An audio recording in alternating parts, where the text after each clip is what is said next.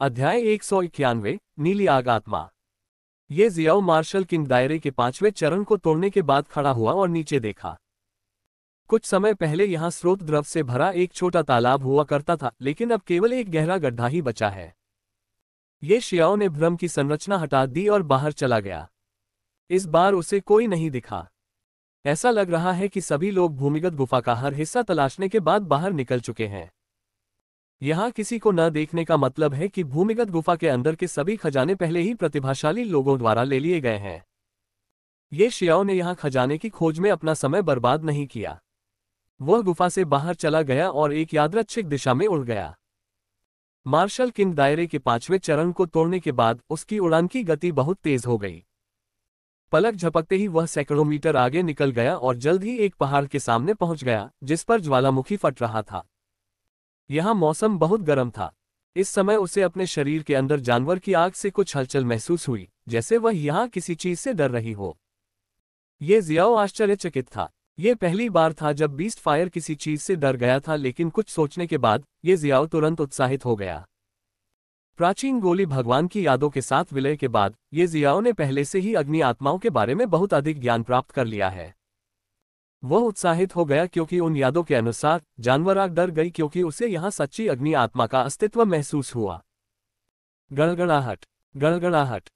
ये जियाओ फटते हुए ज्वालामुखी की ओर बढ़ा, लेकिन अचानक उसके सामने जमीन पर एक दरार दिखाई दी, जो तुरंत सीधी रेखा में फैल गई, जिसके परिणामस्वरूप जमीन 2 भागों में बंट गई।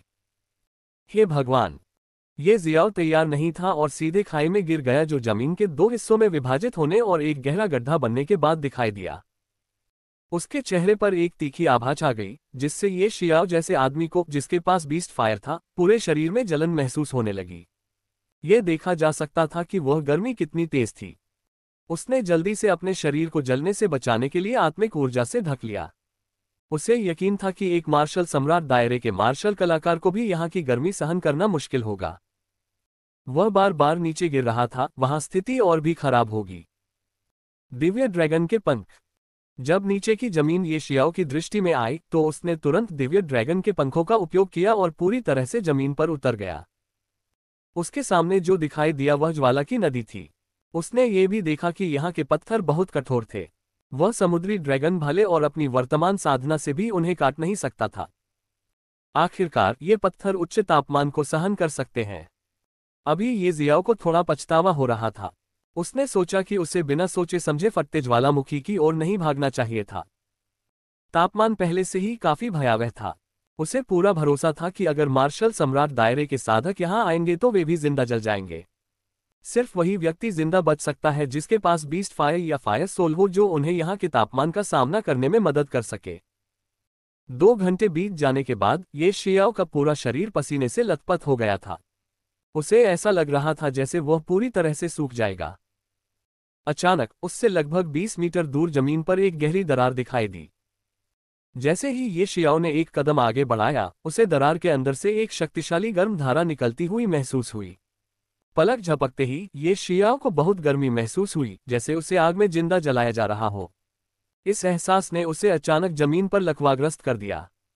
अचानक दरार से एक लाल चीज बाहर निकलती है, और भी अधिक तीव्र झुलसाने वाली गर्मी के साथ, जिससे ये जियाओ और भी अधिक असहज हो जाता है। लाल अग्नि आत्मा। ये वास्तव में एक लाल अग्नि आत्मा है। जब ये जियाओ ने अग्नि आत्मा को देखा तो वह जोर से चिल्लाया। अपना समय बर्बाद किए बिना उसने तुरंत अग्नि आत्मा को पकड़ने के लिए उस पर झपट्टा मारा, लेकिन इस समय उसके शरीर में जानवर की आग की गति बढ़ी और बढ़ी होने लगी, मानो वह चाहती थी कि ये जियाओ लाल अग्नि आत्मा से दूर चले जाए। ये जियाओ ने सीधे बीस्ट फायर को नजरअंदाज कर दिया। अगर उनके सामने एक सच्ची अग्नि आत्मा है तो बीस्ट फायर की परवाह कौन करेगा। इस समय मानो हवा में तैर रही लाल अग्नि आत्मा को कुछ महसूस हुआ। वो तुरंत ये जियाओ की ओर बढ़ गई। क्या हो रहा है? ये देखकर ये जियाओ हैरान रह गया। लाल अग्नि आत्मा उसकी ओर क्यों उड़ी? जिस क्षण रेड फायर सोल उसकी ओर उड़ी, उसके शरीर में मौजूद बीस्ट फायर ने तीव्रता से संघर्ष करना शुरू कर दिया, मानो वह ये जियाओ के शरीर से मुक्त होकर भागना चाहती हो। श्वा! लेकिन यह विफल रहा। लाल अग्नि आत्मा ये शियाओ के शरीर में प्रवेश कर गई। जिस क्षण अग्नि आत्मा ने ये जियाओ के शरीर में प्रवेश किया, ये जियाओ का सुंदर चेहरा अचानक दर्द से विकृत हो गया और उसने तीखी और तीखी चीखें निकाली। आह! ये शियाओ ने जमीन पर लौटते हुए दर्द से कराहते हुए कई चीखें निकाली। उसने उम्मीद नहीं की थी कि सच्ची अग्नि आत्मा के साथ जुड़ने पर दर्द इतना असहनीय होगा। इससे पहले वह बीस्ट फायर में भी विलीन हो चुका है, लेकिन उस समय जो दर्द हुआ वह अभी महसूस हो रहे दर्द का 30% भी नहीं था। इससे भी अधिक, वह पहले से ही एक 5वें चरण मार्शल किंग दायरे मार्शल कलाकार है और उसका शरीर उस समय की तुलना में बहुत अधिक मजबूत था जब वह जानवर आग के साथ विलय कर दिया। यह आवश्यक है क्योंकि अग्नि आत्मा के साथ विलय के बाद आपकी ज्वाला और शरीर में उन्नति होगी। इसीलिए आपको पहले से भी अधिक गंभीर दर्द सहना होगा। इस समय उसने अपने मन में एक आवाज सुनी। वह बता सकता था कि यह दिव्य आत्मा सम्राट ड्रैगन की आवाज थी। ये जियाओ को ऐसा लगा जैसे वह मर रहा है। ये बहुत दर्दनाक है, ये जियाओ चिल्लाया। यद्यपि वह पीड़ा में था, वह जानता था कि केवल दर्द को सहन करके ही वह लाल अग्नि आत्मा के साथ सफलतापूर्वक विलीन हो सकता है।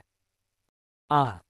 इस समय उसे अचानक ऐसा महसूस हुआ जैसे कोई चीज उसके शरीर से पशु अग्नि को निगल रही है, जिससे उसका दर्द और भी तीव्र हो गया। उसने ये देखने की कोशिश की कि क्या हो रहा है, लेकिन जब उसने अपने शरीर में देखा तो वह ये देखकर आश्चर्यचकित रह गया कि लाल अग्नि आत्मा वास्तव में पशु अग्नि को खा रही थी और इससे भी अधिक, ऐसा लग रहा था जैसे वह विकसित होने वाली थी। उसे तुरंत ही सब कुछ समझ में आ गया।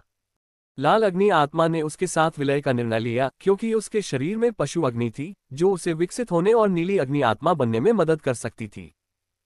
कोई आश्चर्य नहीं कि बीस्ट फायर भागने के लिए कड़ी मशक्कत कर रहा था। उसे पहले से ही पता था कि अगर ये जियाओ ने रेड फायर सोल के साथ विलय करने की कोशिश की तो उसका क्या हश्र होगा। उफ! आह! यद्यपि वह आश्चर्यचकित था, लेकिन तीव्र दर्द के कारण वह अपने चेहरे पर आश्चर्य का भाव भी नहीं ला सका। उसके शरीर के भीतर लगातार बढ़ती जा रही अतुलनीय चिलचिलाती गर्मी से उसे ऐसा महसूस हो रहा था मानो उसका शरीर पिघलने वाला है।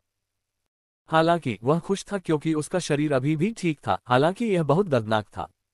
उसके शरीर के भीतर लाल अग्नि आत्मा और जानवर की आग के सम्मिलन से जो गर्मी निकल रही थी, वह यहाँ की ज्वाला की नदी से भी अधिक गर्म थी। ये शियाओ इसे सहने के अलावा कुछ नहीं कर सकता था। उसे लगा कि अगर वह इतनी शक्तिशाली लौ पर काबू पा सकता है, तो वह अकल्पनीय रूप से शक्तिशाली होगा। अतुलनीय रूप से गर्म लपटें उसके शरीर को बुरी तरह से नष्ट कर रही थीं, जिससे उसे अंतहीन दर्द हो रहा था।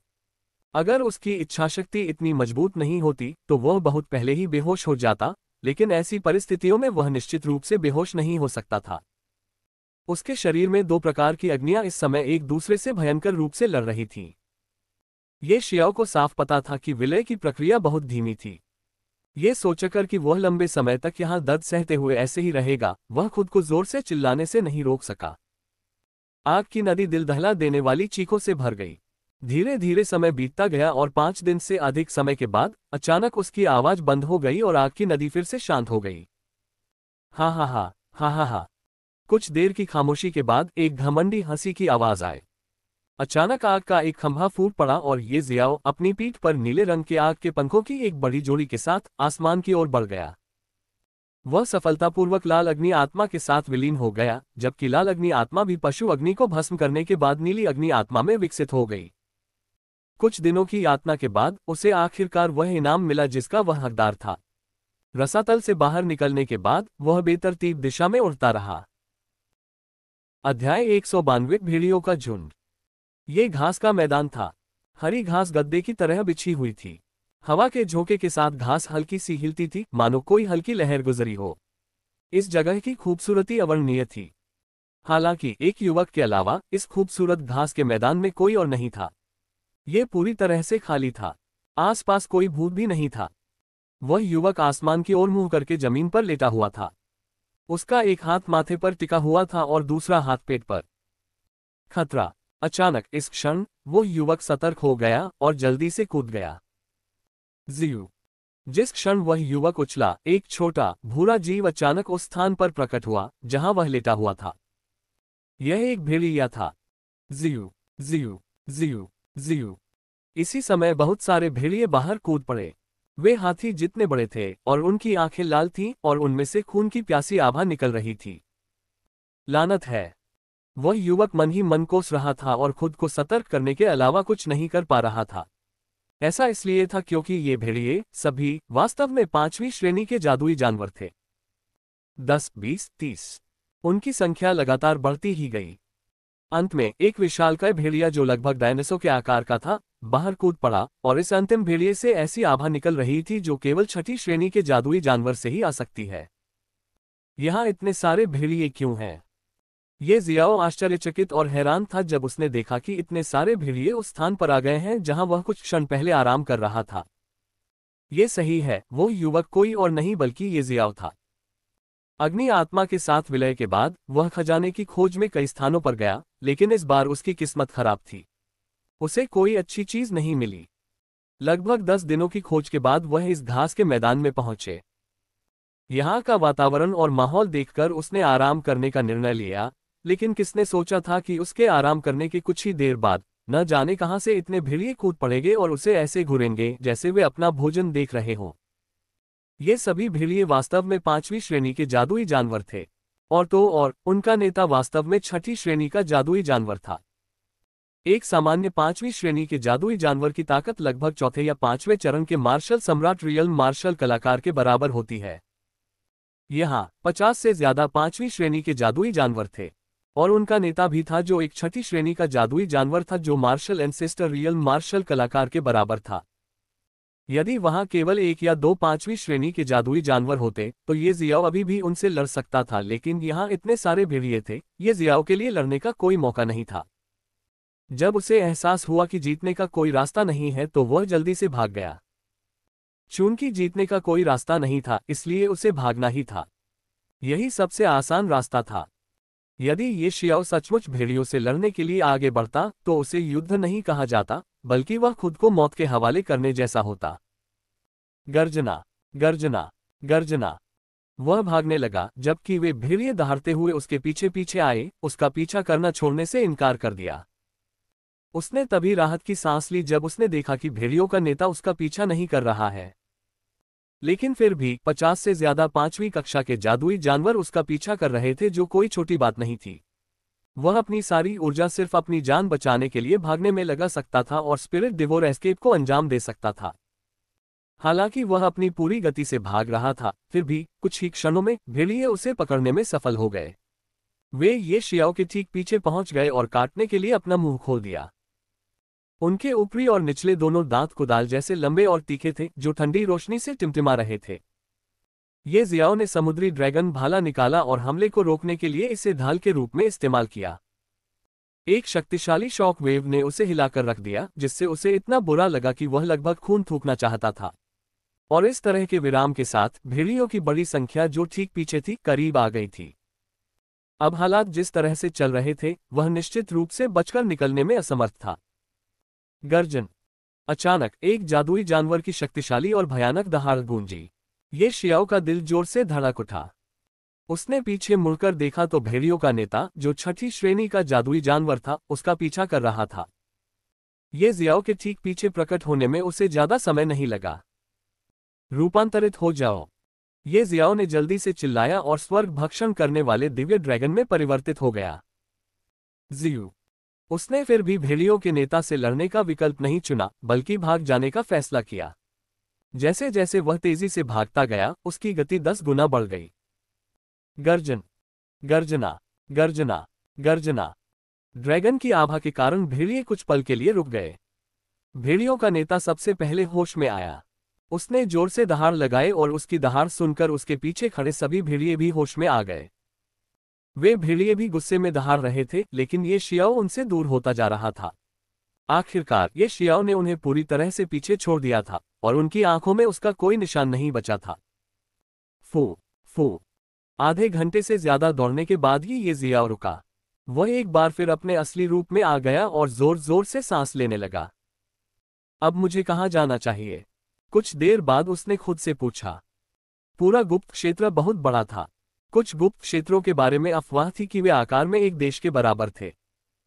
वह नहीं जानता था कि यह गुप्त क्षेत्र कितना बड़ा है, लेकिन पिछले कुछ दिनों के उसके अनुभव के अनुसार यह गुप्त क्षेत्र किसी साम्राज्य से भी बड़ा होना चाहिए।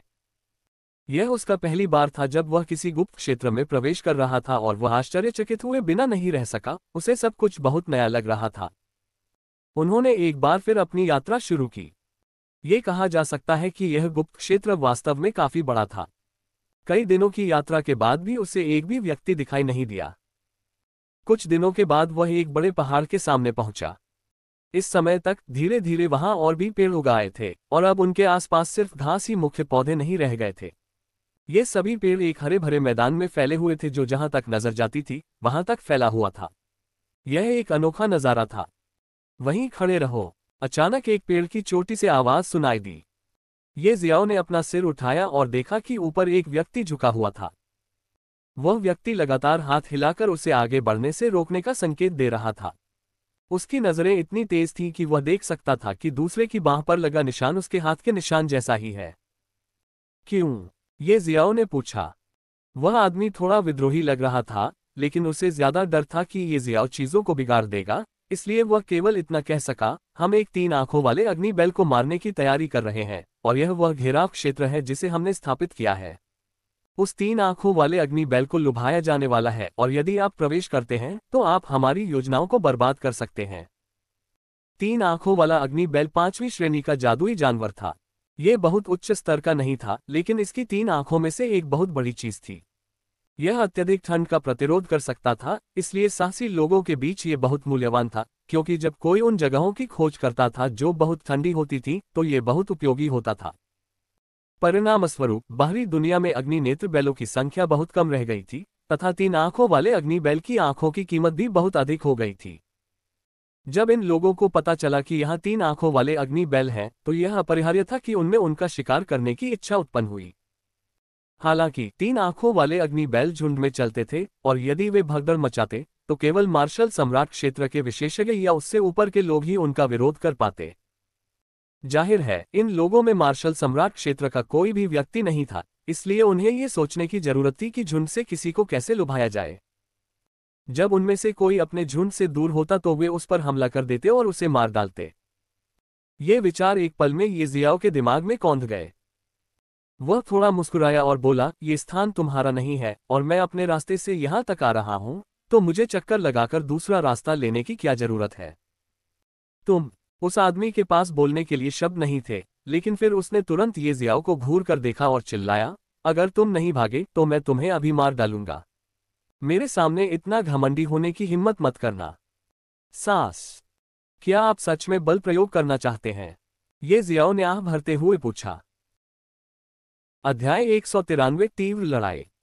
ठीक इसी समय ये शियाओ और उस युवक से कुछ दूरी पर एक काले रंग की बड़ी आकृति दिखाई दी जो अत्यंत तेज गति से उनकी ओर आ रही थी। जब उसने ध्यान से देखा तो वह काले रंग का बैल था, लेकिन उसकी गर्दन और 4 पैरों पर एक ज्वाला जल रही थी जो उसके चारों ओर प्रकाश फैला रही थी। इसकी 3 आंखों में से एक में ज्वाला भी जलती हुई देखी जा सकती थी। इस बैल के सामने एक मार्शल कलाकार था जिसकी योजना स्पष्ट रूप से इन लोगों जैसी ही थी कि एक बैल को उसके झुंड से अलग कर दिया जाए। ये जियाओ का दिल हिल गया और अग्नि आत्मा वर्तमान में उसके बाएं हाथ में नाच रही थी।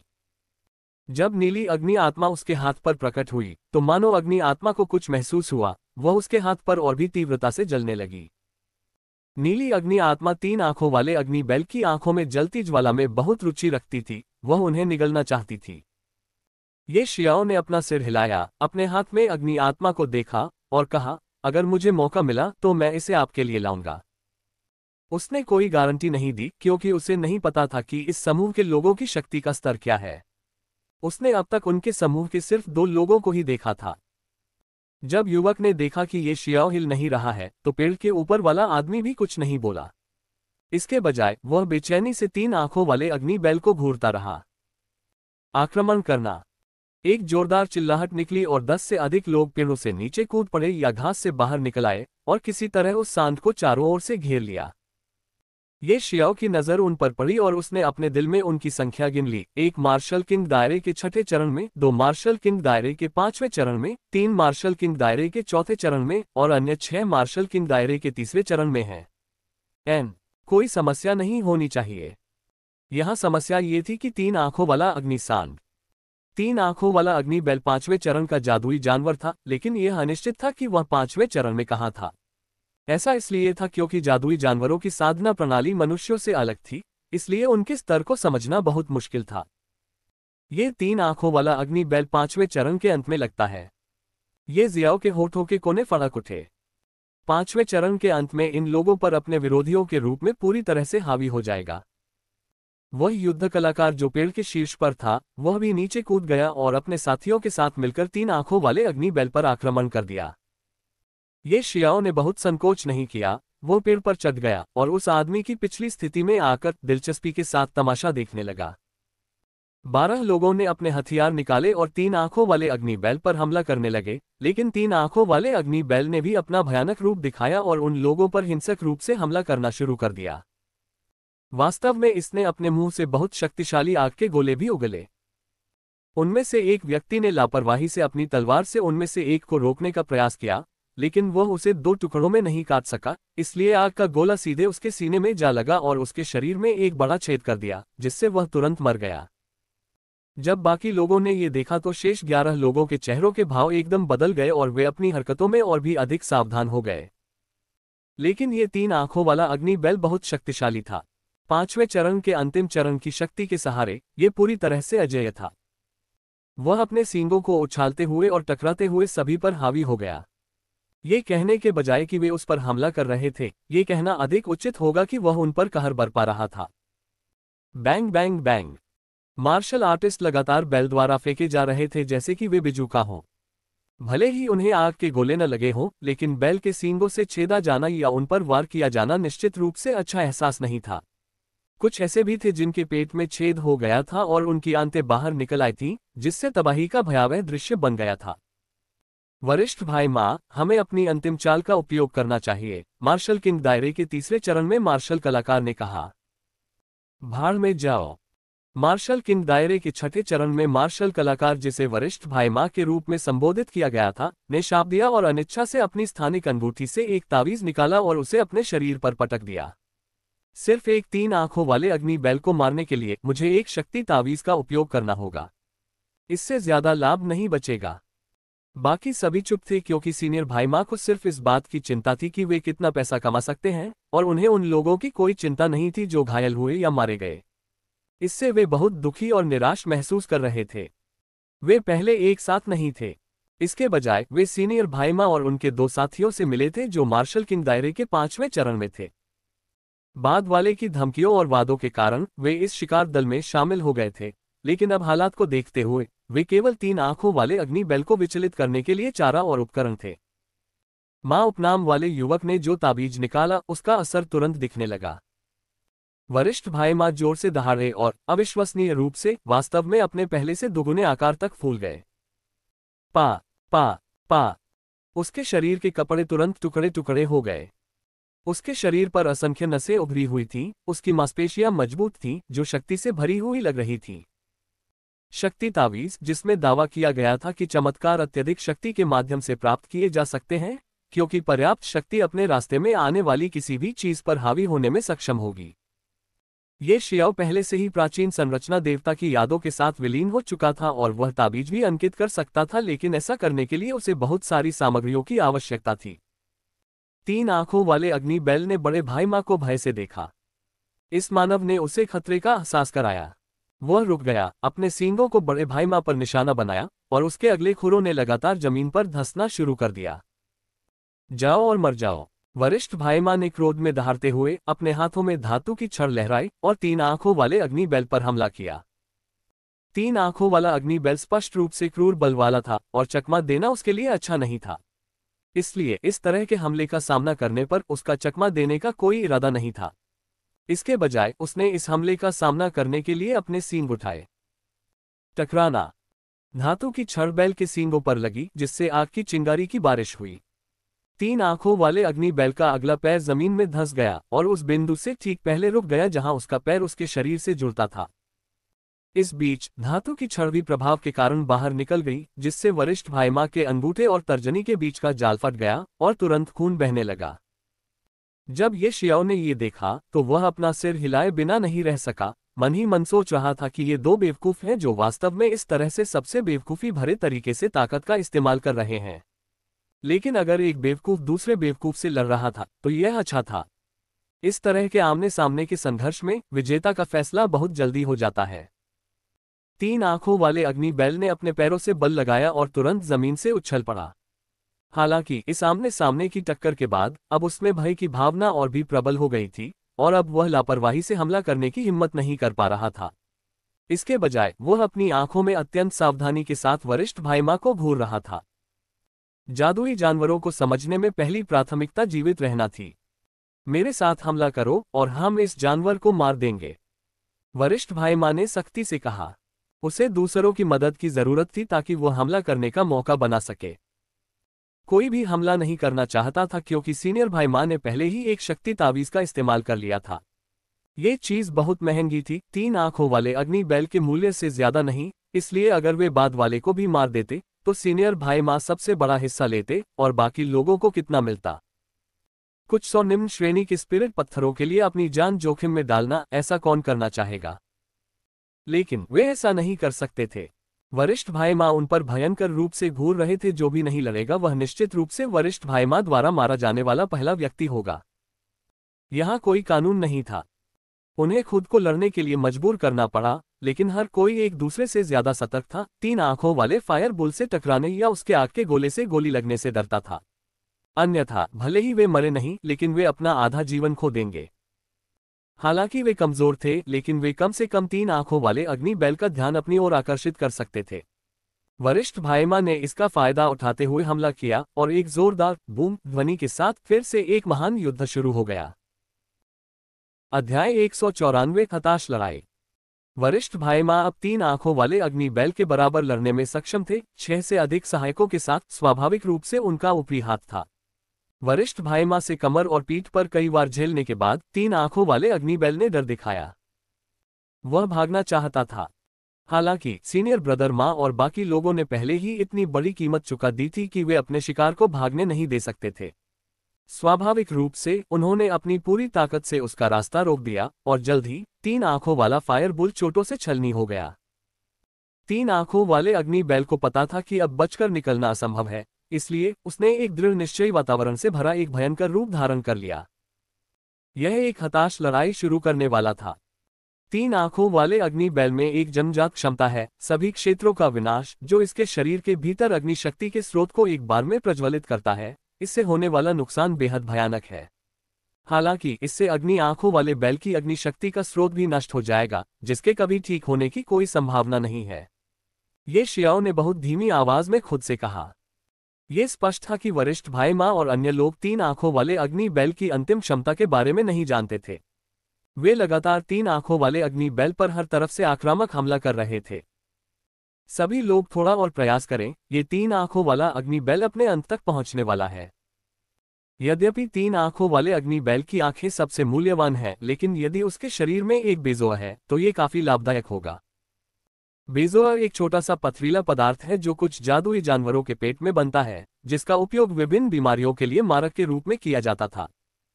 अपना सब कुछ झोंक दो। अगर किसी ने ढिलाई बरतने की हिम्मत की तो मैं उन्हें बाद में पछताने के लिए कह दूंगी।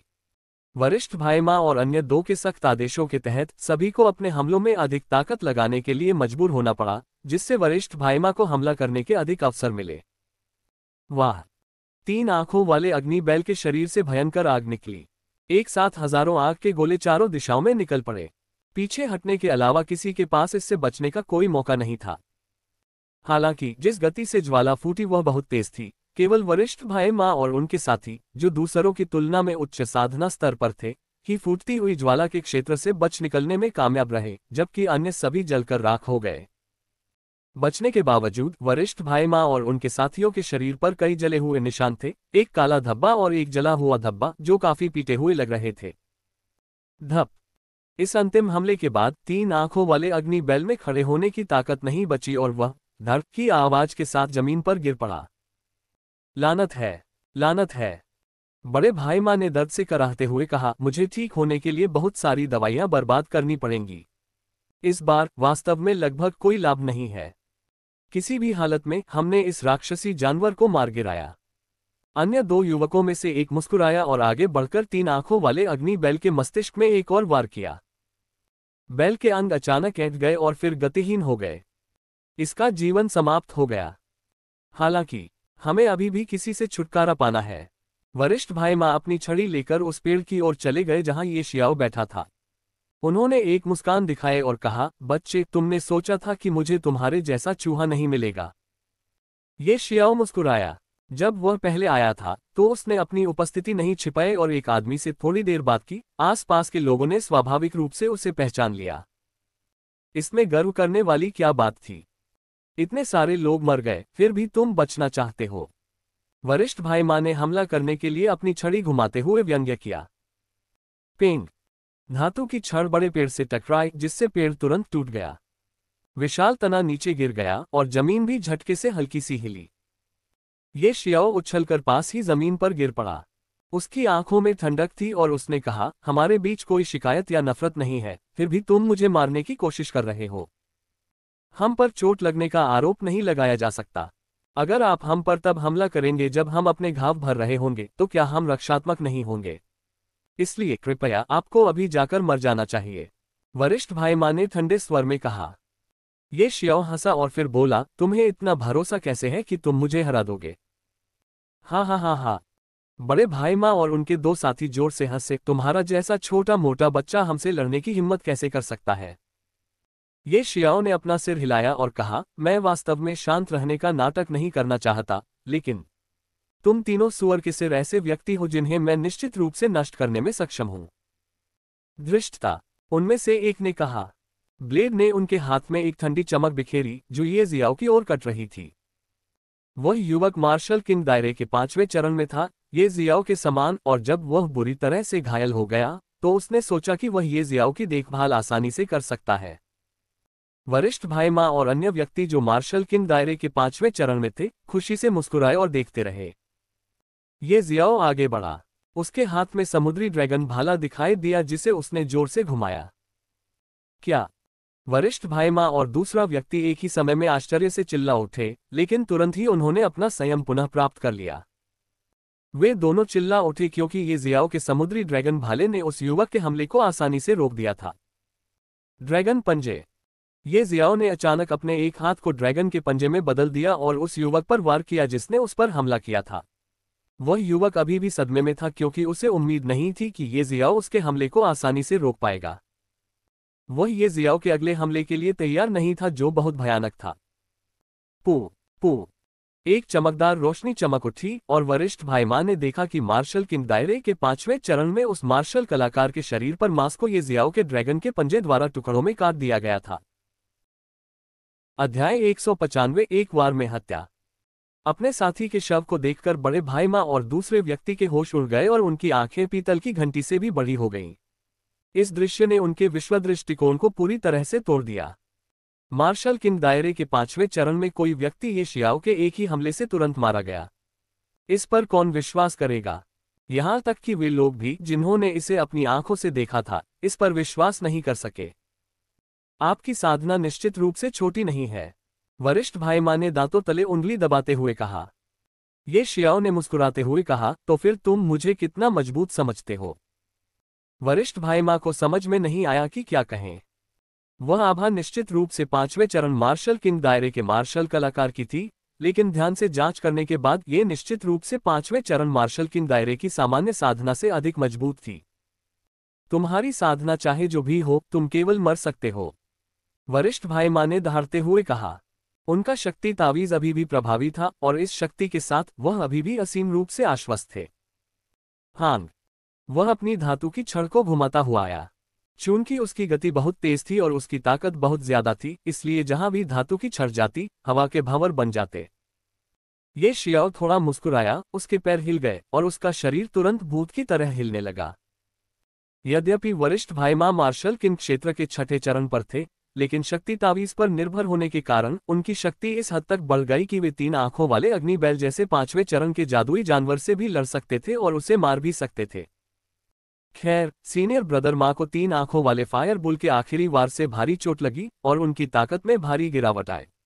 स्ट्रेंथ टेलिस्मन के सहारे उनकी ताकत में बहुत ज्यादा गिरावट नहीं आई, लेकिन उनकी गति उनकी चरम स्थिति से बहुत कम थी। वह ये जियाओ पर प्रहार कैसे कर सकता था जब ये जियाओ ने सीनियर भाई माँ के हमले से बचने के लिए स्पिरिट डिवोर एस्केप का इस्तेमाल किया था। वरिष्ठ भाई माँ क्रोध में दहाड़ रहे थे। उनके प्रतिद्वंद्वी की ताकत उनसे कमजोर थी और उन्होंने अपनी ताकत बढ़ाने के लिए शक्ति तावीज का भी इस्तेमाल किया, फिर भी वे वास्तव में ये जियाओ को कुछ नहीं कर पाए। इससे वह बहुत उदास हो गया और साथ ही उनका गुस्सा भी भड़क उठा। इसके अलावा जैसे जैसे समय बीतता गया वह और भी अधिक चिंतित होता गया। सबसे पहले, एक शक्ति तावीज केवल 20 मिनट से ज्यादा समय तक ही चल सकता है, और दूसरी बात, उसे वाकई बहुत गंभीर चोटें लगी थीं और उसे तुरंत अपनी चोटों का इलाज करवाने की जरूरत थी। अन्यथा जितना ज्यादा समय तक उसे अनदेखा किया जाता, उसके घाव उतने ही गंभीर होते जाते। छोटे भाई, मेरा सहयोग करो और हम मिलकर इस बदमाश को खत्म कर देंगे, उसने चिल्लाकर कहा। हम, ठीक है। दूसरा व्यक्ति भी तलवार लेकर लड़ाई में शामिल हो गया। मार्शल किंग दायरे के 5वें और 6ठे चरण में 2 कुलीन लोग वास्तव में ये जियाओ पर हमला कर रहे थे। इसके अलावा उनमें से एक अभी भी शक्ति तावीज के प्रभाव में था। अगर यह बात दूसरों को पता चल जाती तो इन दोनों लोगों को निश्चित रूप से नीची निगाह से देखा जाता और उनका तिरस्कार किया जाता। हालांकि ये दोनों आदमी स्पष्ट रूप से बहुत बेशर्म चरित्र के थे और उन्हें इस तथ्य की जरा भी परवाह नहीं थी। वे बस जल्द से जल्द ये जियाओ को मारना चाहते थे। लेकिन उन्हें ये जानकर आश्चर्य हुआ कि वे ये शियाओ का कुछ नहीं कर सकते। वे उसे छू भी नहीं सकते थे। ये शियाओ का शरीर तैरती मछली की तरह फिसलन भरा था और वे उसे पकड़ पाने में पूरी तरह असमर्थ थे। वे केवल व्यर्थ ही उसका पीछा कर सकते थे और अपनी ऊर्जा व्यर्थ ही बर्बाद कर सकते थे। और जितना अधिक समय बीतता गया, उनके लिए स्थिति उतनी ही खराब होती गई। बेटे, तू कैसा आदमी है जो चकमा देता रहेगा? अगर हिम्मत है तो एक जगह खड़ा हो जा और सीधे हमारी तरफ देख। बड़े भाई माँ ने उसे उकसाने की कोशिश की। क्या तुम मूर्ख हो? ये जियाओ ने फिर से अपने सामने खड़े 2 लड़कों का मजाक उड़ाया। तुम पहले ही कह चुके हो कि तुम मुझे एक ही वार में मार सकते हो, और फिर भी मुझे खड़े होकर सीधे तुम्हारा सामना करना है। क्या तुम मुझे मूर्ख समझते हो या तुम ही असली मूर्ख हो? लानत है तुझ पर, बड़े भाई माँ क्रोध से चिल्लाए। हालांकि मेरे पास तुम्हारे थकने तक इंतजार करने का समय नहीं है, इसलिए तब मुझसे हमला सुनो, ये जियाओ ने इस समय ठंडे स्वर में कहा। उसने अपने समुद्री ड्रैगन भाले को गोलाकार गति में घुमाया, थोड़ा झुका और हमला करने के लिए अपना रुख अपनाया। तुरंत ही एक दमनकारी भावना ने वरिष्ठ भाई माँ और उनके अंतिम बचे साथी को घेर लिया, जैसे कि कोई तूफान आने वाला हो। ये किस तरह की तकनीक है? वरिष्ठ भाई माँ तुरंत चौंक गए। उनकी आंखों में ऐसा लग रहा था जैसे ये जियाओ ब्रह्मांड का केंद्र बन गया हो और आसपास की हर चीज का रंग फीका पड़ गया हो। समुद्री ड्रैगन उतरता है, पहली शैली, लहरों के हाथ। इस समय ये जियाओ ने अपनी सबसे शक्तिशाली मार्शल आर्ट तकनीक का प्रदर्शन किया, जो उसे समुद्री ड्रैगन भाले की पहली सील खोलने के बाद प्राप्त हुई थी। पूरा क्षेत्र एक बार फिर विशाल समुद्र में तब्दील हो गया। गड़गड़ाहट, गड़गड़ाहट। समुद्र की सतह हिंसक रूप से कांपने लगी और अचानक अनगिनत ड्रैगन के पंजे समुद्री पानी के नीचे से निकले और वरिष्ठ भाई माँ और उनके एकमात्र साथी जो इस समय जीवित थे की ओर झपटे। दहाड़, दहाड़।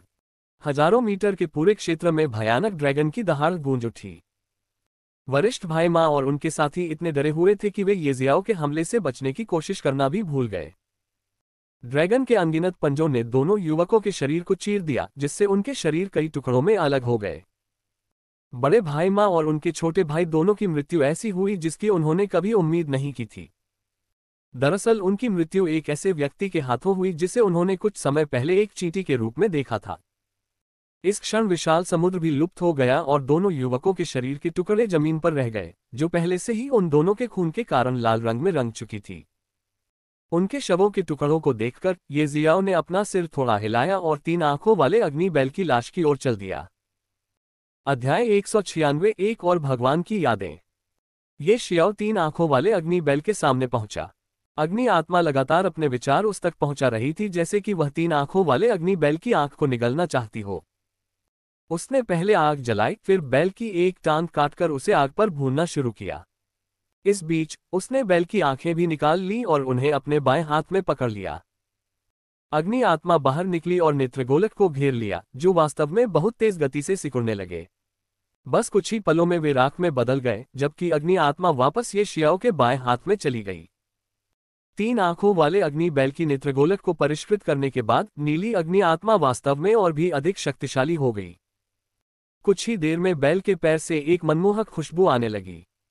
ये शियाओ ने गोमांस के कुछ टुकड़े काटे और उन्हें एक प्लेट में रख दिया, जो उसने लकड़ी के एक टुकड़े से बनाई थी। 3 आंखों वाले अग्नि बैल का पूरा शरीर एक खजाने की तरह था। बैल की सख्त खाल से रक्षात्मक उपकरण बनाए जा सकते थे, जिन्हें आत्मिक ऊर्जा से भरे तीखे हथियारों के लिए भी भेदना मुश्किल होता। और गोमांस, हड्डियां और कंडराए सभी बहुत पौष्टिक भोजन थे जो शरीर को मजबूत और स्फूर्ति देने में सक्षम थे, कुछ कीमती वस्तुओं के बराबर। बेशक सबसे कीमती आंखें और सींग थे। हालांकि आंखें पहले ही उसकी अग्नि आत्मा द्वारा खा ली गई थीं और केवल सींगों की एक जोड़ी बची थी। उन्हें शक्तिशाली विनाशकारी क्षमता वाले हथियारों में गढ़ा जा सकता था। जब ये शियाओ ने अपना गोमांस खाना जारी रखा तो उसे ये भी याद आया कि हथियार शोधन के प्राचीन देवता की यादें अभी भी बाकी थीं जिनमें उसे विलीन होना था। भोजन करने के बाद वह स्वर्गीय मोती में प्रवेश कर गया और 9 मंजिला शिवालय की पहली मंजिल पर पहुंचा। वहां उसने एक बार फिर पहली मंजिल के मध्य में ड्रैगन कुंडलित कढ़ाई देखी। ये जियाओ ड्रैगन कोइलिंग कॉल्ड्रॉन के सामने चला गया और उसका ढक्कन खोला। वहां प्रकाश की एक छोटी बैंगनी गेंद तैर रही थी। प्रकाश की यह बैंगनी गेंद हथियार शोधन के प्राचीन देवता की यादों को समेटे हुए थी। उसने अपना हाथ बढ़ाया और प्रकाश की वह बैंगनी गेंद निकाली जो एक सुरक्षात्मक आवरण से ढकी हुई थी। टकराना। काचा काचा। ये शियाओ ने अपनी पूरी ताकत से उस पर मुक्का मारा और उसके हमले से सुरक्षात्मक बाधा ढहने लगी। धमाका। एक जोरदार ध्वनि के साथ वह सुरक्षात्मक अवरोध जिसने इस बैंगनी प्रकाश की गेंद को न जाने कितने वर्षों तक सुरक्षित रखा था, अंततः अनगिनत टुकड़ों में बिखर गया और पतली हवा में गायब हो गया। जैसे ही सुरक्षात्मक बाधा टूट गई, प्रकाश की वह बैंगनी गेंद उसके हाथ से उड़ गई और सीधे ये जियाओ की भौहों के बीच में प्रवेश कर गई। आह! उस समय 9 मंजिला पगोडा की पहली मंजिल पर एक हृदय विदारक चीख गूंज उठी जब प्रकाश की वह नीली गेंद ये शियाओ की भौहों के बीच में प्रवेश कर गई। ये जियाओ अपना सिर पकड़कर सीधे उसी जगह बैठ गया जहां वह खड़ा था। दर्द, बहुत दर्द। हालांकि वह पहले ही 2 प्राचीन देवताओं की यादों में विलीन हो चुका है, फिर भी वह उस दर्द को सहन नहीं कर सकता जो वह अभी महसूस कर रहा है। एक के बाद एक अनेक नई जानकारियां और ज्ञान उसके मस्तिष्क में उभरने और मजबूती से अंकित होने लगे। वह हथियार शोधन के प्राचीन देवता की यादों के साथ विलीन होते समय दर्द से कराह रहा था। यह दर्द उसके द्वारा सहे गए हर दर्द से भी ज्यादा दर्दनाक था, सिवाय उस समय के जब वह स्वर्ग भक्षण करने वाले दिव्य ड्रैगन के साथ विलीन हो रहा था। वह दर्द सहते हुए बैठा नहीं रह सका। वह जमीन पर गिर पड़ा और दर्द सहते हुए दाएं बाएं करवटें बदलने लगा। समय बीतता जा रहा था और वह पसीने से लथपथ हो चुका था। दर्द के कारण उसके सारे कपड़े भीग चुके थे। पता नहीं कितना समय बीत गया, आखिरकार दर्द कम होने लगा और उसे थोड़ा आराम महसूस होने लगा। कुछ ही देर बाद उसके सिर का दर्द पूरी तरह गायब हो गया। आखिरकार दर्द कम हो गया है। मुझे अभी भी इस तरह के भयानक दर्द की आदत नहीं है। मुझे लगा जैसे मेरा सिर फट जाएगा। ये शियाओ असहनीय दर्द के बारे में सोचते हुए डर से कांप उठा। एक प्राचीन देवता की स्मृतियों के साथ विलीन होना कोई छोटी बात नहीं थी। वह अभी भी उस भयानक दर्द की अनुभूति से बाहर नहीं आया था। वह क्रॉस लेग बैठ गया और 9 ड्रैगन यूनिवर्सल सर्कुलेशन तकनीक की दूसरी परत का सर्कुलेशन करना शुरू कर दिया। जब उसका दिल और दिमाग शांत हो गया तो उसने उन यादों को याद करना शुरू कर दिया। प्राचीन देवताओं की अन्य 2 स्मृतियों की तरह हथियार शोधन के प्राचीन देवता की स्मृति भी केवल 1/3 ही खुली थी। अंडेस्को कुछ दिनों के बाद अंडेस्को। यह एक दलदल था, लेकिन इस क्षेत्र में आत्मिक ऊर्जा और पानी प्रचुर मात्रा में था। अचानक तेज हवा चली और दलदल का पानी हवा में उछलने लगा। दलदल की शांति तुरंत भंग हो गई। आसपास के पक्षी चौंक गए, जिससे वे अपने पंख फड़फड़ाकर उड़ गए। जब प्रचंड हवा शांत हुई तो दलदल का पानी तुरंत वापस जमीन पर आ गया। जब प्रचंड हवा पूरी तरह से शांत हो गई तो एक दुबली पतली आकृति दिखाई दी। इस युवक के हाथ में एक नीले रंग का भाला था जो वास्तव में बहुत सुंदर लग रहा था। लेकिन इस समय भाले का सिर वास्तव में खून से लथपथ था। उस युवक से कुछ ही दूरी पर एक शेर जैसे जादुई जानवर की लाश जमीन पर पड़ी थी। ये स्पष्ट था कि यह युवक और शेर जैसे जादुई जानवर कुछ देर पहले आपस में लड़े थे, लेकिन अंत में उस जादुई जानवर को उस युवक ने मार डाला। ये युवक कोई और नहीं बल्कि ये जियाओ था। हथियार शोधन के प्राचीन देवता की यादों के साथ विलय के बाद ये शियाओ ने गुप्त क्षेत्र में अवसरों की तलाश शुरू कर दी। उसे और पूरे ग्रैंड जिया साम्राज्य के अन्य प्रतिभाशाली लोगों को गुप्त क्षेत्र में प्रवेश किए हुए 1 महीने से ज्यादा हो चुका था। इस अवधि में न केवल वह मार्शल किंग क्षेत्र के 5वें चरण में पहुंच गया, बल्कि वह एक लाल अग्नि आत्मा के साथ भी विलीन हो गया, जो बाद में ये जियाओ के शरीर के भीतर बीट्स फायर को भस्म करने के बाद एक नीली अग्नि आत्मा में विकसित हुई। उसने कई अन्य चीजें भी हासिल की, जैसे सच्चे शूरवीर जिया वुफेंग की विरासत जो वास्तव में उसके किसी काम की नहीं थी। उसने 5 रहस्यमय खजानों पर भी अपना हाथ जमा लिया है। प्रत्येक व्यक्ति गुप्त क्षेत्र में केवल 1 वर्ष तक ही रह सकता है और 1 वर्ष के बाद उन सभी को बाहर निकाल दिया जाएगा। शेर जैसे जादुई जानवर को मारने के बाद, जो कि 5वें चरण का जादुई जानवर था, ये जियाओ ने उसकी लाश लिटिल येलो को खाने के लिए दे दी। लिटिल येलो ने उसे अपनी जीवन शक्ति सार की एक बूंद भी दी है। जब उसे यह मिला तो वह बहुत खुश था, क्योंकि अब यह उसके मालिक को उसके चरम पर पहुंचने में मदद कर सकता है। उसे सबसे ज्यादा आश्चर्य किसी और से नहीं बल्कि लिटिल येलो से हुआ। उसकी वृद्धि वाकई बहुत तेज थी। सच्चे ड्रैगन के रक्तसार की कुछ बूंदों को अवशोषित करने के बाद वह पहले से ही 5वें चरण की जादुई जानवर थी। इस समय दलदल के भीतर पक्षियों का एक झुंड शोर की बौछार से चौंककर उड़ान भर रहा था। ये शियाओ ने अपनी भौहें ऊपर उठाईं और दलदली जमीन पर कदम रखा। अपने पैरों के तलवों को आत्मिक ऊर्जा से ढकने के बाद उसे लगा कि वह दलदल में सुरक्षित रूप से घूम सकता है। वह पूरी तरह से दलदली भूमि से घिरा हुआ था और इलाका अत्यधिक कीचड़युक्त था। ये शियाओ को यकीन था कि आत्मिक ऊर्जा की सहायता के बिना वह निश्चित रूप से कुछ ही कदमों में दलदल में समा जाएगा। 5वें चरण के मार्शल किंग रियल मार्शल कलाकार के पास बहुत ज्यादा मात्रा में आत्मिक ऊर्जा थी, जो मुख्य रूप से ये जियाओ के लिए सच थी।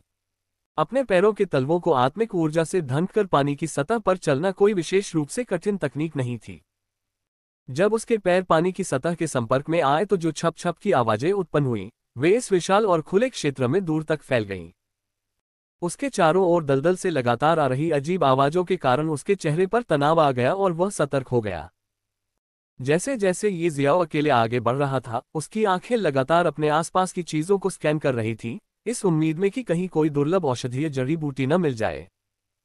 अचानक जैसे ही ये जियाओ ने एक कदम आगे बढ़ाया, पानी की सतह पर बुलबुले दिखाई देने लगे। ये जियाओ ने शांति से देखा कि पानी से कुछ बाहर निकला और कीचड़ भरा पानी हर जगह फैल गया। वह प्राणी एक बेहद बदसूरत जादुई जानवर था। ये बहुत बड़ा नहीं था, लेकिन इसके अचानक प्रकट होने से ये शियाओ के चेहरे पर शिकन आ गई और वह कुछ कदम पीछे हट गया। ये जीव काली मिट्टी की एक परत से ढका हुआ था, जिससे एक घृणित गंध आ रही थी। यह अपनी छोटी लेकिन पूरी काली आंखों से सीधे ये जियाओ को घूर रहा था। अध्याय 197 प्रकाश का लाल स्तंभ। ये जीव काली मिट्टी की एक परत से ढका हुआ था, जिससे एक घृणित गंध आ रही थी। यह अपनी छोटी लेकिन पूरी काली आंखों से सीधे ये जियाओ को घूर रहा था। यह एक चौथी श्रेणी का जादुई जानवर होना चाहिए। ये जियाओ ने उस प्राणी को एक उदासीन नजर से देखते हुए कहा। वर्तमान में वह चौथी श्रेणी के जादुई जानवर की तरह बिल्कुल भी चिंतित नहीं था। ये शियाओ ने अपनी उंगली हिलाए और एक ऊर्जा गोली जो आध्यात्मिक ऊर्जा से भरी हुई थी, तुरंत उस प्राणी की ओर उड़ी। वह पहले से ही मार्शल किंग दायरे के 5वें चरण में था और आध्यात्मिक ऊर्जा से किसी पर हमला करना उसके लिए बहुत आसान था। जादुई जानवर की ओर उसने जो ऊर्जा गोली चलाई, वह किसी भी तरह की मार्शल आर्ट तकनीक नहीं थी। उसने बस अपनी उंगली पर आध्यात्मिक ऊर्जा को संघनित किया और उसे गोली की तरह चलाया। उस जादुई जानवर ने एक अजीब सी आवाज निकाली और ये शियाओ की ऊर्जा गोली पर अपने मुंह से सड़ा हुआ कीचड़ थूक दिया। चौथी श्रेणी के जादुई जानवर से निपटना उसके लिए आसान काम था, क्योंकि वह अपनी मौजूदा ताकत से 5वीं श्रेणी के जादुई जानवर को भी बहुत आसानी से मार सकता था। उसे विश्वास था कि वह पूरी तरह से अपनी आत्मिक ऊर्जा पर भरोसा करके इस प्राणी से निपट सकता है। टकराना। ऊर्जा की गोली उस जीव के एक पैर में जा लगी। जीव दर्द से चीख उठा और फिर दलदल में वापस चला गया। उसने सड़ा हुआ कीचड़ हर जगह फैला दिया और एक पल में गायब हो गया। ये शियाओ ने उस जादुई जानवर का पीछा नहीं किया, या और अधिक सटीक रूप से कहें तो वह उसका पीछा करने की जहमत नहीं उठा सकता था। भले ही वह उस प्राणी को मारने के बाद उसे खा जाए, लेकिन उसकी ताकत में बहुत अधिक वृद्धि नहीं होगी। इसलिए ये जियाओ ने अब उस प्राणी पर कोई ध्यान नहीं दिया और पानी की सतह पर कदम रखते हुए आगे बढ़ना जारी रखा। ये जियाओ पहले से ही आधे दिन से दलदल में भटक रहा था। इस दौरान उसे कुछ औषधीय जड़ी बूटियां मिली, लेकिन वे मूल रूप से केवल दूसरी या तीसरी श्रेणी की थीं। कभी कभी उससे चौथी श्रेणी की स्पिरिट जड़ी बूटियां भी मिल जाती थीं, लेकिन चौथी श्रेणी की स्पिरिट जड़ी बूटियां अभी भी वर्तमान ये जियाओ की नज़र में बेकार थीं। लेकिन फिर भी उन्होंने इन सभी औषधीय जड़ी बूटियों को उखाड़ लिया और उन्हें 9 मंजिला शिवालय की दूसरी मंजिल पर लगा दिया, क्योंकि ये सभी जड़ी बूटियां यहाँ एक ग्रेड तक आसानी से विकसित हो जाएंगी। उस समय तक जब चौथी श्रेणी की औषधीय जड़ी बूटियां 5वीं श्रेणी में विकसित हो जाएंगी, तब वे उसके लिए उपयोगी हो सकती हैं। चूंकि उसके पैरों के तलवे आत्मिक ऊर्जा से ढके हुए थे, इसलिए ये शियाओ पानी के ऊपर मंडराता हुआ दिखाई दे रहा था। हालांकि वह पानी की सतह पर चलते हुए भी शोर मचा रहा था। थोड़ी देर चलने के बाद ये जियाओ को एक बार फिर रास्ते में एक चौथी श्रेणी की औषधीय जड़ी बूटी मिली, लेकिन उसकी रक्षा एक सांप जैसे जादुई जानवर द्वारा की जा रही थी। कुछ न होने से बेहतर के दृष्टिकोण के साथ ये शियाओ ने सांप जैसे जादुई जानवर को मार डाला, जो 9 मंजिला पैगोडा की दूसरी मंजिल पर इसे लगाने से पहले औषधीय जड़ी बूटी की रखवाली कर रहा था। दरार का बूम। अचानक उसे एक कर्कश ध्वनि सुनाई दी और इस ध्वनि के साथ ही उसने लाल प्रकाश का एक स्तंभ जमीन से निकलकर आसमान में फैलते देखा।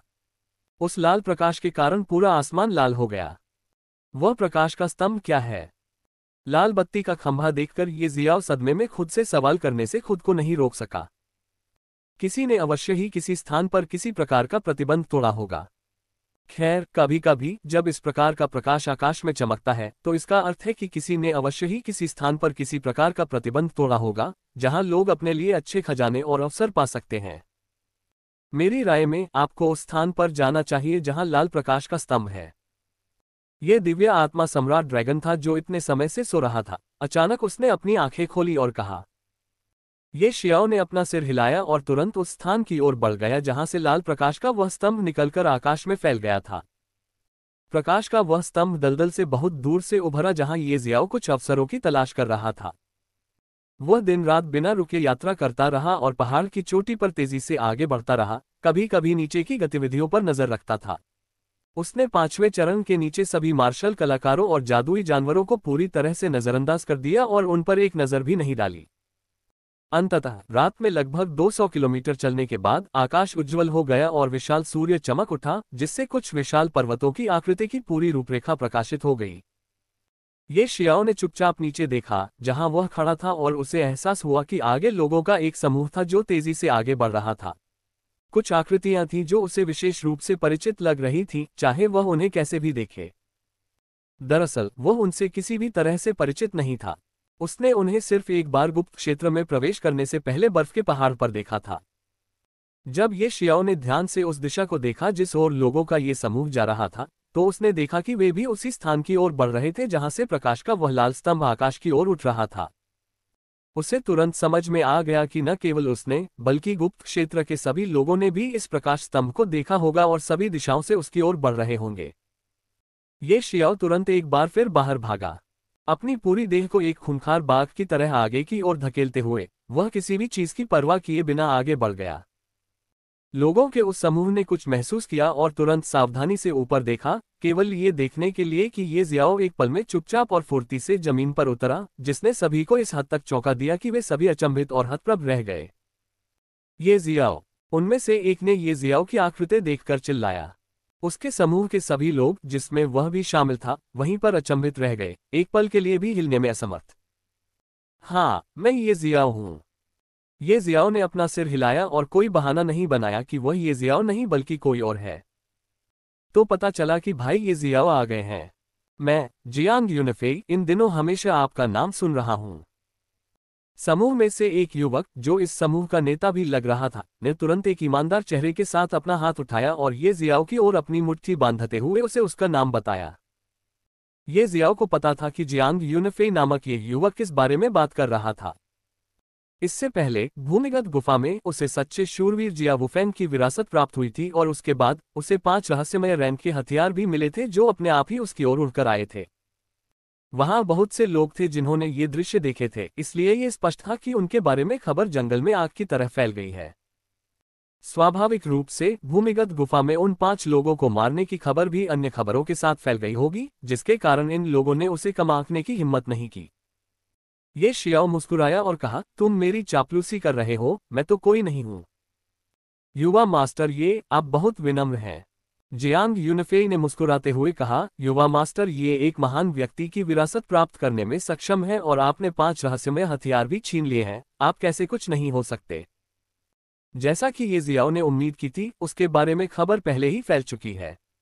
इसका मतलब है कि भविष्य में कई मुसीबतें उसे ढूंढने आएंगी। इस समय ये जियाओ ने व्यापारिक बातें शुरू की, क्या आप लोग भी उस स्थान की ओर भाग रहे हैं जहां से प्रकाश का वह लाल स्तंभ निकला था? हाँ, हम वहां जा रहे हैं।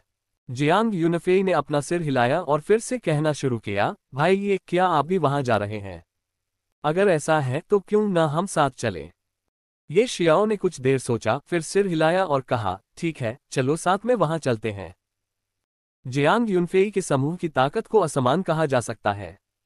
उनमें से सबसे मजबूत जियांग यूनफेई था, जो मार्शल किंग दायरे के चरम छठे चरण पर था। मार्शल किंग दायरे के चौथे चरण में ताकत वाले 2 लोग थे। इन तीनों के अलावा बाकी लोगों में से कुछ मार्शल किंग दायरे के तीसरे चरण में थे और कुछ मार्शल किंग दायरे के दूसरे चरण में थे। तो फिर समय बर्बाद न करते हुए जल्दी से बाहर निकले, ये शियाओ ने सख्ती से कहा, और उसकी गति तेज हो गई क्योंकि वह एक बार फिर प्रकाश के लाल स्तंभ की ओर बढ़ने लगा।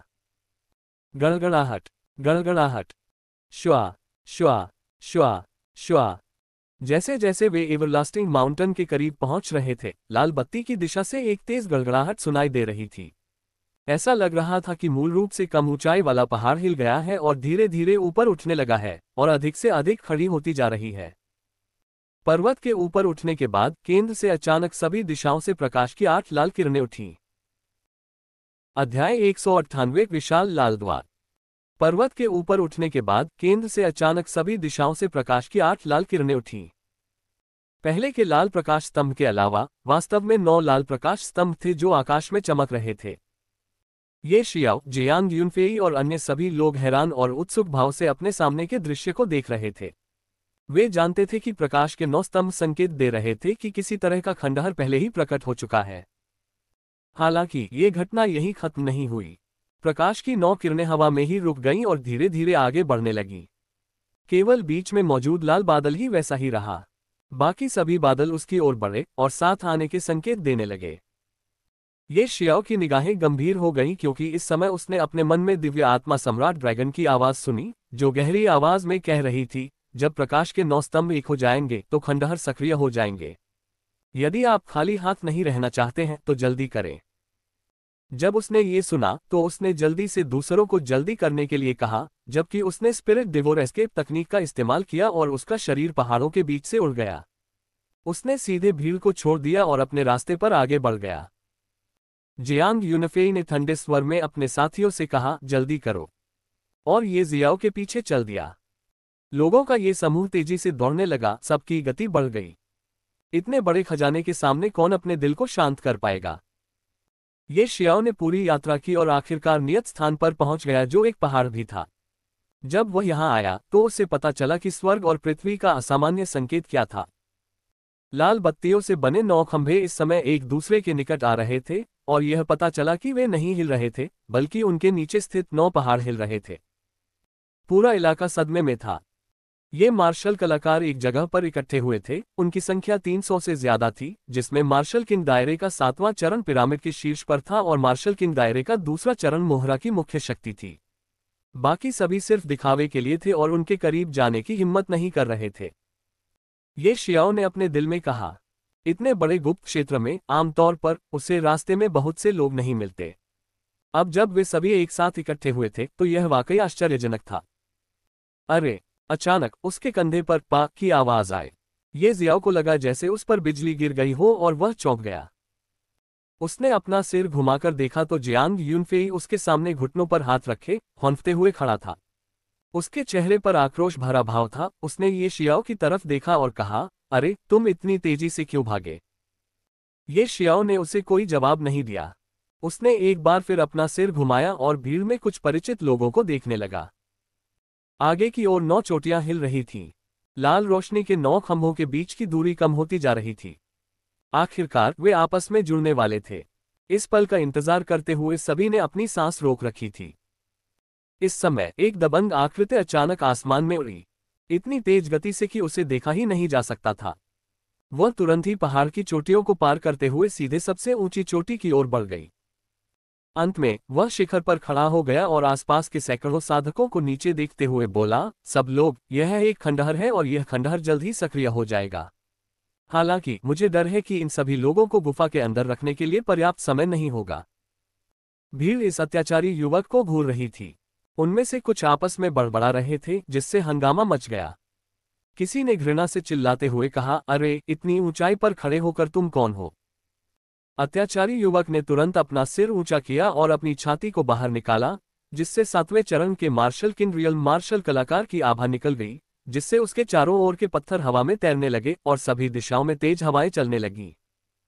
उसने कुछ कहने के लिए अपना मुंह खोला और उसके हर शब्द जोर से गूंज उठे। मैं लियांग झोंग हूं, ग्रैंड जिया साम्राज्य के शाही शहर का एक साधक।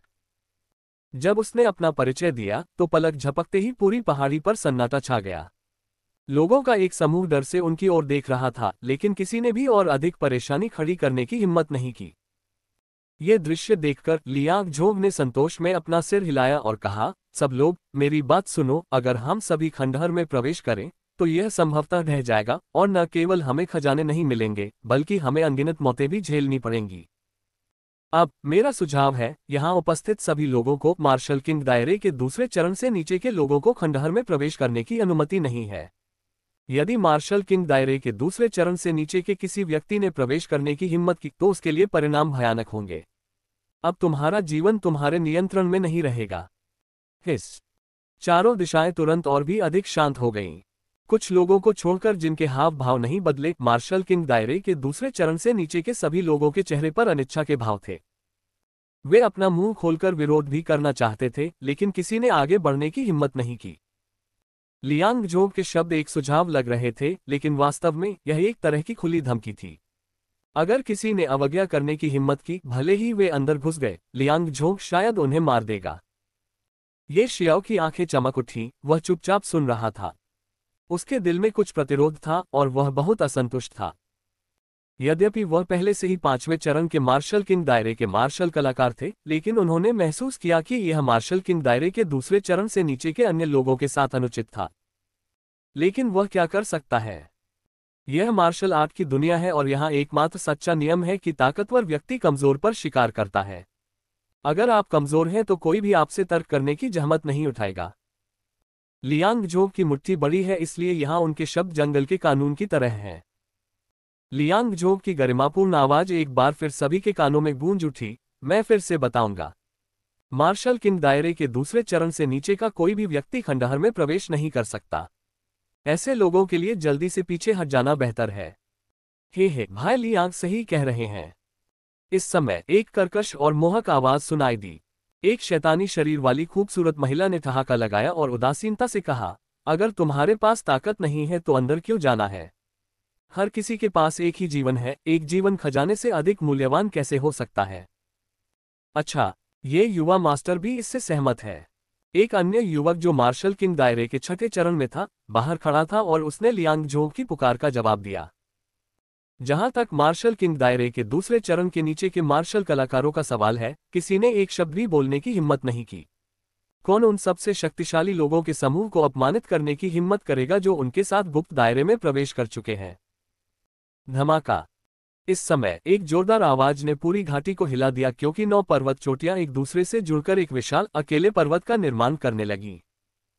संपूर्ण गुप्त क्षेत्र में भी ये दृश्य अत्यंत विशिष्ट था और ऐसा लग रहा था जैसे कोई विशाल तलवार आकाश को भेद रही हो तथा जमीन पर क्षैतिज रूप से आश्चर्यजनक शक्ति के साथ पड़ी हो।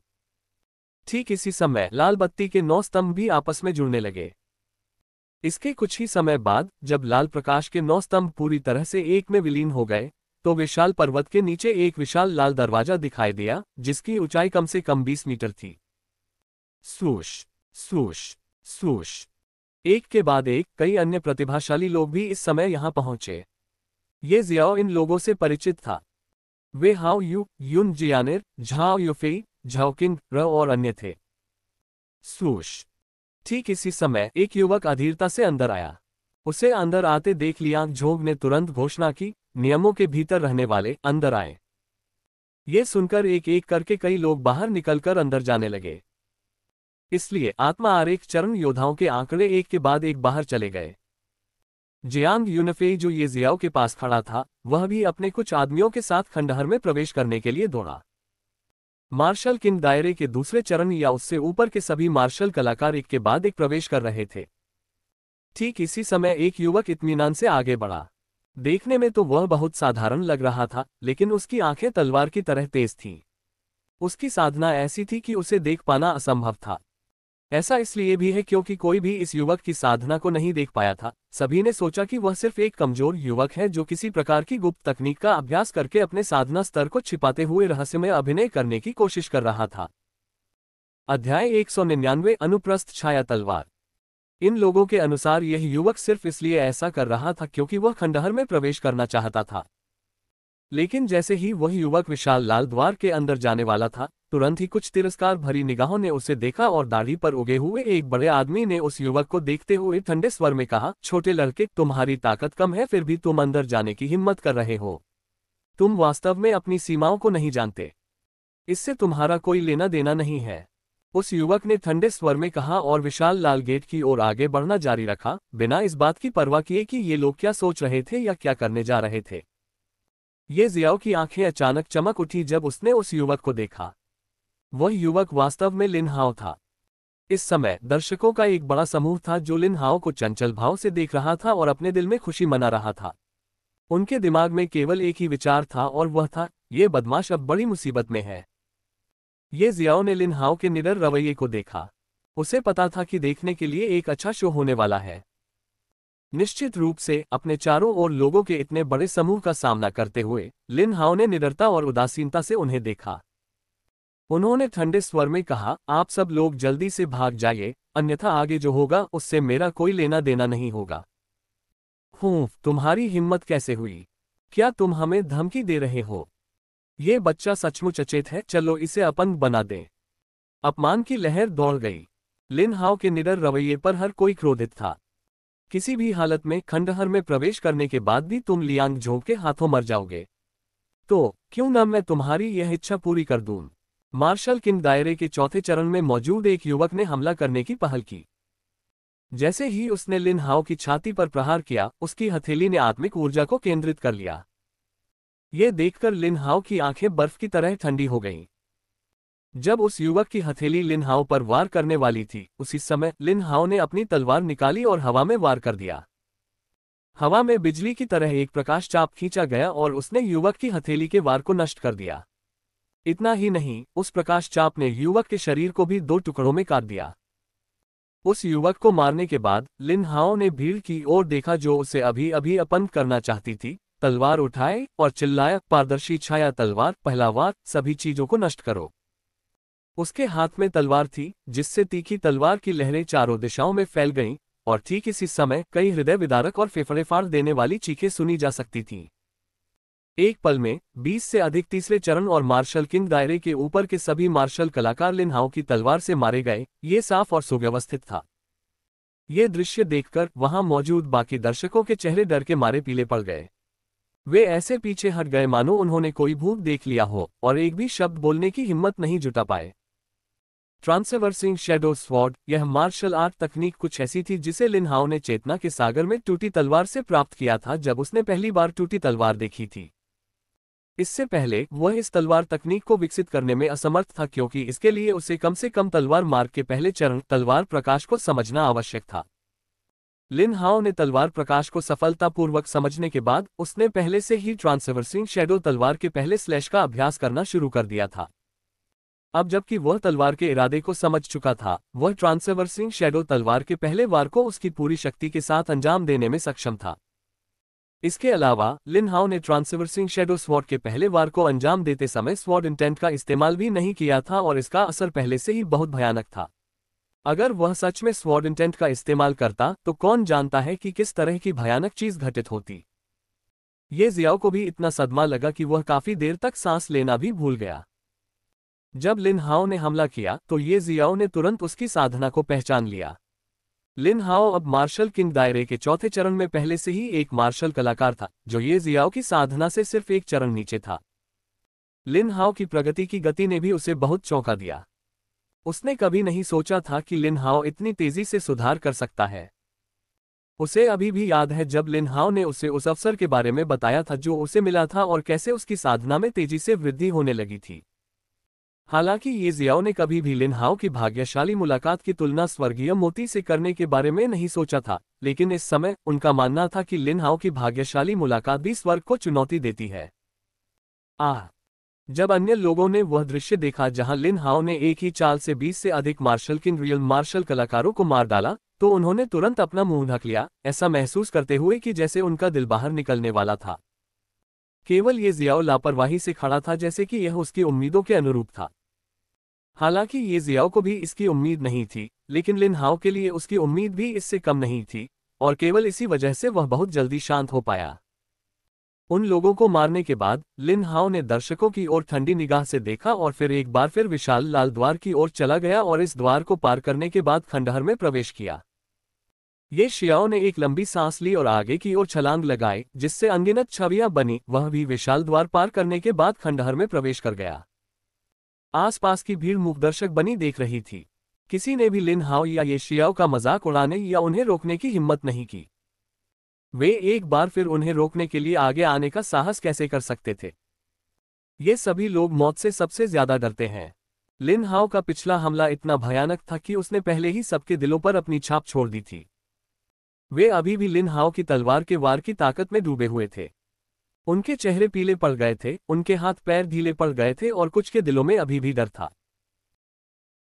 अध्याय 200 अजीब दहाड़।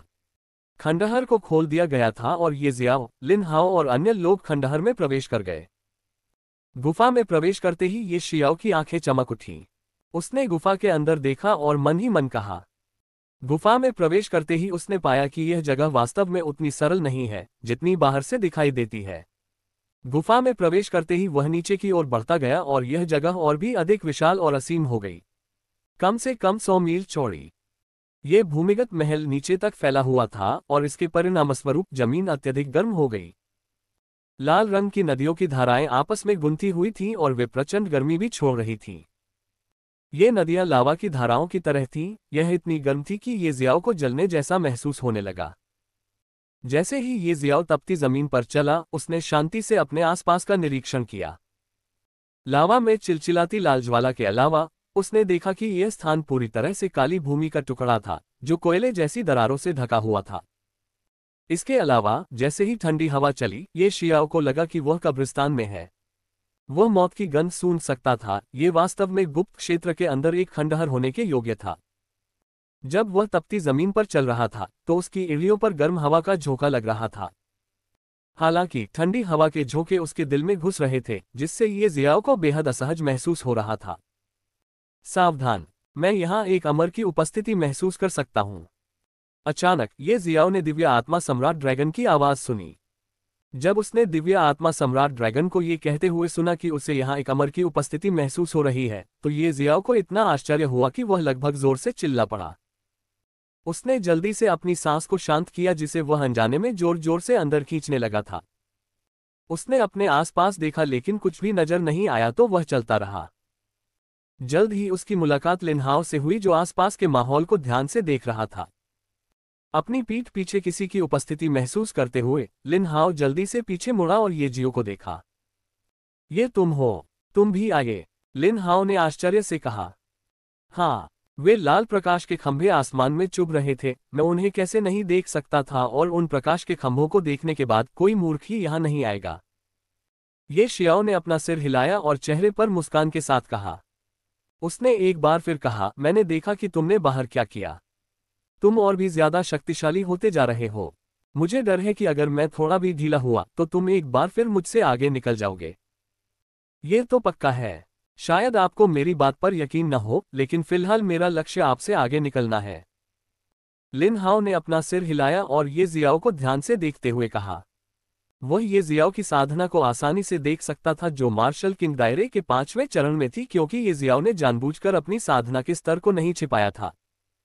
इससे पहले गुप्त क्षेत्र में कुछ भाग्यशाली मुठभेड़ का सामना करने के बाद उसकी साधना में तेजी से वृद्धि हुई और वह मार्शल किंग क्षेत्र के 4थे चरण तक पहुंच गया। उस समय उसने सोचा था कि वह पहले ही साधना के मामले में ये जियाओ से आगे निकल चुका है, लेकिन अब वह एक बार फिर ये जियाओ की साधना को देखकर आश्चर्यचकित था, जो उससे ऊपर थी। लगता है मुझे पहले से ज्यादा मेहनत करनी होगी। ये जियाओ जोर से हंसा और फिर गंभीर भाव से बोला, लिन हाओ, ये जगह अनजान है और यहाँ के खतरे भी हमारे लिए अनजान हैं। क्यों न हम साथ साथ चलें? लिन हाओ ने बिना कुछ सोचे सहमति में अपना सिर हिलाया और कहा, हाँ, चलो साथ साथ चलते हैं। इसके साथ ही ये शियाओ और लिन हाओ दोनों ने इस अनजान जगह का सावधानीपूर्वक पता लगाना शुरू कर दिया। दोनों ने जरा सी भी लापरवाही बरतने की हिम्मत नहीं की। ये जियाओ ने लिन हाओ को उस अमर के बारे में नहीं बताया जो दिव्य आत्मा सम्राट ड्रैगन ने उसे बताया था। अगर लिन हाओ ने पूछा कि ये जियाओ को ये कैसे पता चला, तो वह उसे क्या जवाब देगा? हम उसके सामने मार्शल किंग दायरे के छठे और सातवें चरण के कुछ विशेषज्ञ धीरे धीरे चल रहे थे। अचानक एक युवक ने अपना सिर घुमाया और ये शियाओ और लिन हाओ को देखा। उसने उन दोनों को ध्यान से देखा और उनकी ताकत को महसूस किया, और तुरंत उसके दिल में आश्चर्य की भावना पैदा हुई। यह एक प्राचीन खंडहर था और हर जगह खतरे मौजूद थे। मार्शल किंग दायरे के 5वें चरण से ऊपर की ताकत के साथ भी थोड़ी सी लापरवाही से किसी की जान जा सकती है। लेकिन आश्चर्य की बात यह थी कि युवक ने उन दोनों पर ज्यादा ध्यान नहीं दिया। आखिर वे दोनों यहां भाग्यशाली अवसर प्राप्त करने के लिए ही आए थे। लिन हाओ की अभिव्यक्ति सामान्य थी। उसकी नजर जमीन के हर इंच पर घूम रही थी और वह अपने सामने मैग्मा नदी को घूर रहा था। गर्जन। इस समय थोड़ी दूर से एक अजीब सी दहाड़ सुनाई दी। यह एक धीमी और कर्कश आवाज थी, बिल्कुल किसी जानवर की दहाड़ की तरह। यह बर्फ की तरह ठंडी और क्रूर थी, मानो यह कोई इंसान हो। यह अजीब दहाड़ भयानक और वीरान थी, जिसके कारण बहुत से लोगों की निगाहें उस ओर इकट्ठी हो गईं। ये शियाओ ने आवाज का अनुसरण किया और अपने सामने जली हुई जमीन को देखा। ऐसा लग रहा था जैसे किसी भारी चीज ने उस पर हमला किया हो। पूरा इलाका धंस गया था, जिससे एक अर्धवृत्ताकार छेद बन गया था। उस धंसी हुई जमीन में काली हड्डियों वाला एक विशालकाय कंकाल था, जो किसी विशालकाय व्यक्ति जैसा दिख रहा था। पूरा कंकाल कई वर्षों से सोया हुआ लग रहा था, उसकी हड्डियां काली हो गई थीं। ये किस तरह के जीव की हड्डी है? लिन हाओ ने बड़बड़ाया। उसकी आंखों से जिज्ञासा टपक रही थी। यह विशालकाय शव लगभग 15 मीटर ऊंचा था और इसका आकार बिल्कुल मानव जैसा था, लेकिन इसकी ऊंचाई बहुत अधिक थी और यह निश्चित रूप से मानव शव नहीं था।